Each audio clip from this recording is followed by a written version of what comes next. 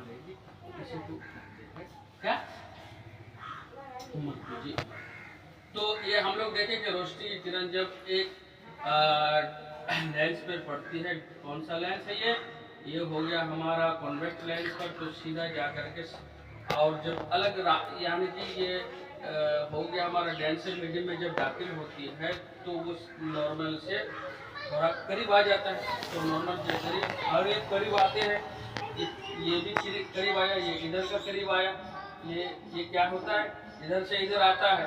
तो अब ये क्या इधर करेगा, नहीं करेगा ना, क्या है यहाँ से जो भी किरण आएंगे वो यहाँ से पतला की तरफ भेजता है, इधर है ना ये मोटा की तरफ सेंटर की तरफ जाता है, तो ये भी तो सेंटर की तरफ जाएगा। तो सेंटर की तरफ जाने की वजह से ये सब सेंटर की तरफ भेज रहा है और ये सीधा सेंटर से ही होते जाता है, तो इसलिए एक पॉइंट बन जाता है जो अभी हम लोग ठीक है। तो यहाँ से अगर काट दे हम तो एक तो प्रिज्म की शक्ल है ना हुआ, इधर से भी अगर हम काट दे तो ये भी तो प्रिज्म ही ना हुआ, हाँ हुआ नहीं क्या।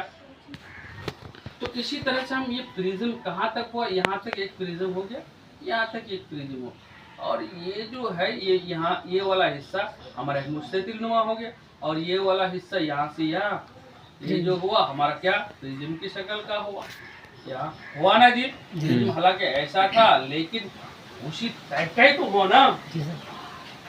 तो एक हिस्सा जो हुआ हमारा यहाँ से यहाँ तक एक प्रिज्म हो गया, और यहाँ से यहाँ तक एक प्रिज्म हो गया, मान लो ठीक है, ये प्रिज्म की तरह ही हो गया। और ये वाला हिस्सा कौन सा हो गया, ग्लास स्लैब की तरह हुआ, ठीक समझो। तो हम प्रिज्म में देखे थे, देखोगे फिगर बना हुआ है, जब रोशनी की किरण यहाँ से ऐसे सीधी जाती है, रोशनी की किरण यहाँ से निकली तो ये ऐसे गया ना जी, वो सीधा होकर के फिर इधर जा चला जाता है, ऐसे है ना, इधर है वो तो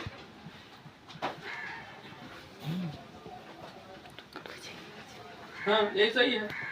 तो प्रिज्म में जब रोशनी की किरण इंसिडेंट होता है तो यहाँ से गया, ये नॉर्मल में टर्न सीधा होकर के फिर इधर चला जाता है, ऐसा ही फिर एक ऐसा जाएगा तो भी वो ऐसे होकर के ऐसे ही चले जाएगा ना जी, फिर इधर से अगर गया तो ऐसे सीधा होकर के इधर ही जाएगा। तो अब क्या है प्रिज्म का कहानी क्या है, जो ऊपर वाला हिस्सा है नाकी वाला और नीचे बेस वाला, तो इसमें रोशनी की किरण पड़ने से बेस की तरफ झुकता है, ठीक है ऐसा होता है। तो ये ऐसा वाला प्रिज्म क्या करेगा, नीचे की तरफ लेके आएगा किरण को, ध्यान दो।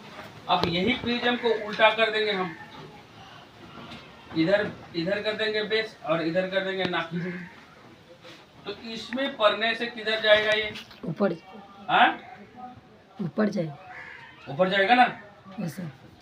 यहाँ मान लो यही बनाते हैं, और तो यहाँ रोशनी की किरण गया, सॉरी यहाँ रोशनी की किरण गई, किधर जाएगा जी, सीधा होकर के ऐसे ना जाएगा।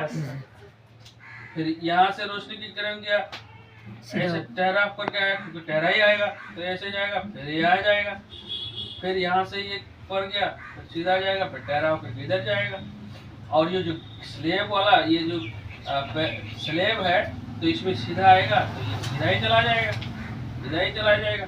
इसी तरह से यह काम हो रहा है। यहाँ से हो गया हमारा एक प्रिज्म जो नीचे की तरफ, ऐसा वाला नीचे की तरफ ले जाएगा, ऐसा वाला यहाँ से अगर काट देंगे तो ऊपर की तरफ ले जाएगा, ठीक है।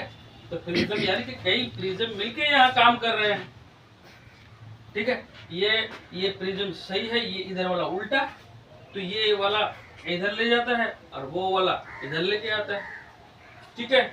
तो तुम बना करके भी लिख सकते हो कि रोशनी की किरण जो है, जब रोशनी की किरण एक प्रिज्म में, रोशनी की किरण जो है जैसे प्रिज्म में हम देखते हैं कि ये बेस की तरफ मुड़ते हैं, तो ऊपर वाला प्रिज्म नीचे की तरफ और नीचे वाला प्रिज्म ऊपर की तरफ लेके जाता है, और जो बीच वाला हिस्सा ये मुस्ततिल स्लैब नुमा होते हैं वो कोई डेविएशन करता ही नहीं है, वो सीधा इस पार से उस पार हो जाता है, ठीक है। तो इस तरह से रोशनी आखिरकार एक पॉइंट में जाकर के तीनों सब रोशनी की किरण एक मरकूज हो जाते, एक पॉइंट बना लेते हैं। उसी पॉइंट को क्या कहते हैं, प्रिंसिपल फोकस कहते हैं। और इस तरह से हम कॉन्वेक्स लेंस को एक मरकूज करने वाली लेंस कहते हैं, कन्वर्जिंग लेंस कहते हैं, क्योंकि ये कन्वर्ज करता है। और ये जो है ये फैलाता है कैसे, ये क्लियर हो गया।